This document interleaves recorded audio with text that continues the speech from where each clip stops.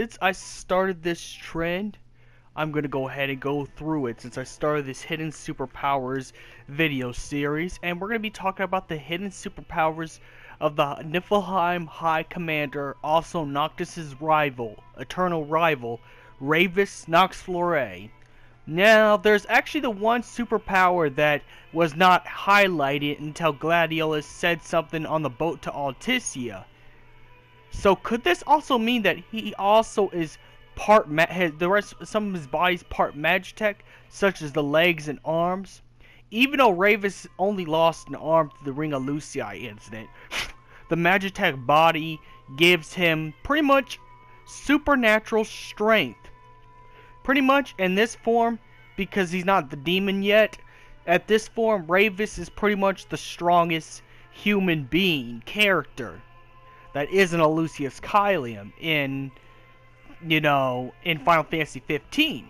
So one of his superpowers is being supernaturally strong by Magitech that Verstale has made.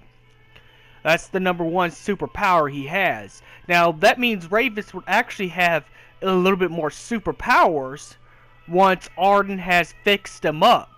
And you know what I'm talking about. After Idolus defeats Ravus, and Ravus falls to his death, Arden finishes him off. Arden figures out, you know what, he could use Ravus one more time since he trained Ravus. It'd be a waste to just throw Ravus away, you know. So Arden has reconstructed Ravus into a demon.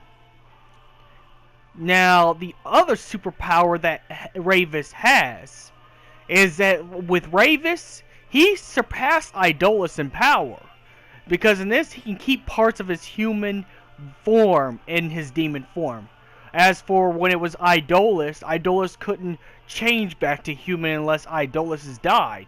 Ravus can actually keep some of his human traits even with it. Even with his mutation, he can still keep a little bit of his human self. So that's his second. And the reason why Arden made it like that, even though Ravus is under the control of Arden at this point, Ravus would still keep his fighting style and still be able to fight like he would if he was still human. That's the second superpower, hidden superpower Ravus has. And the third is to double transforms. As you see Ravus when he has as you see Ravus with his black form, that's actually just his first form. And once you get him down close to health, once you get his health all the way down, which is a hard task for anyone who's played Final Fantasy 15. We can all agree that Ravus was the hardest in-game boss. In fact, it could be arguably he surpassed Arden. Arguably. Not saying it is, but it could be. It could be, considering how hard Ravus was, because he could one-shot you, which is another superpower he has, but that's not really considered a superpower. That's just in-game, gameplay. So, but, he can only do that in his second form, but his first form's still formidable, as well, considering his high defense he has in the black form. The black form is what I would consider a defensive form. Pretty much it's meant to defend.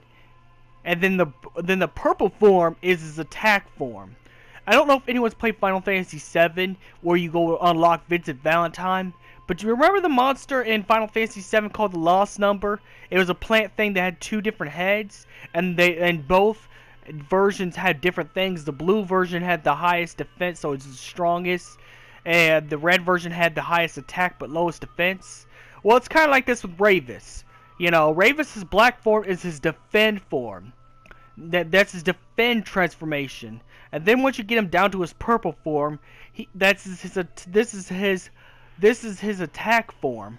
Meaning that, yes, his defense may be lowered, but his attack is so high that he can wipe out your party members irregardless of the level you have. You could be level 102, and he could wipe out your party members all the way down. Unless you have a lot of defensive stuff, meaning that if you got copies of the Embodiment bangle, and you put them on there, they may survive the battle. But Ravus's, you know, final sword strike could take out your party members in one hit in this purple form. So this purple form is very formidable. You know, you could tell that Arden paid special attention on how to actually construct the perfect Magitech demon weapon ever. After seeing Noctis defeat Idolus like it was nothing, he actually saw the weaknesses in Idolus' transformation and actually made Ravus even stronger and surpassed Idolus, even in demon form, with this form. Because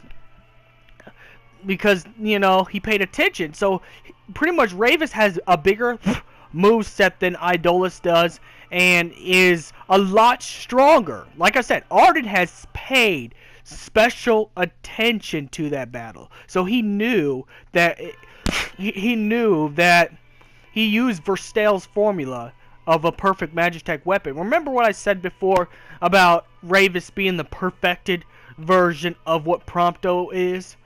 This is why my theory is Verstell paid, when he was alive, he paid more attention to Ravus a lot more because, you know, Ravus became the thing that Prompto was supposed to become. Which, kind of glad that Prompto never became him.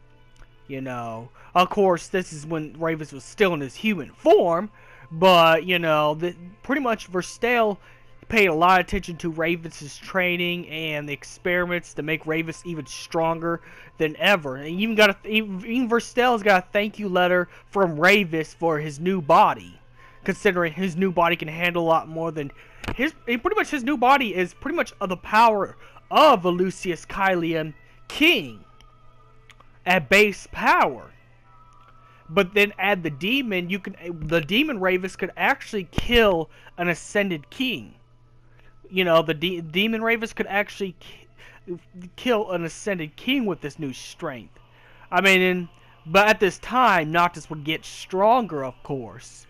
You know, at this point, Noctis would have already gotten a lot of the royal arms, if not all the royal arms, if you did everything right and went through the whole entire world explanation to get the royal arms. You know, he would already been too strong, but a natural ascended Lucius Caelian king could be defeated by Demon Ravus, considering his attack form is so powerful.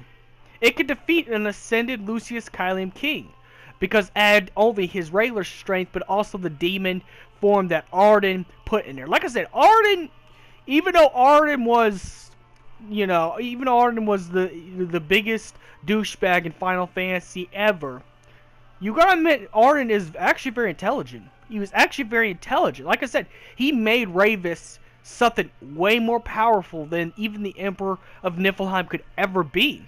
If anything, Demon Ravus could actually almost equal base power Arden at this point, if he was not under the control of Arden, you know, because the demon part is under the control of Arden, because Arden controls the Scourge, you know, controls all demons. So even Ravus's body and his dominant body was used to make the demons. So yeah, he was under the control of Arden, of course, the Star Scourge. But nonetheless, it's actually the fact that, you know, Ravus actually is very impressive. He's only a talented fighter by himself, but with all these modifications, and then the demon form could almost get up to Arden's level, is actually a scary fact. So those are actually Ravus's, Nox Fluret's hidden superpowers. And may the crystal be with you. Like and subscribe, do all that good stuff. The YouTube system's fucked up, and may the crystal be with you.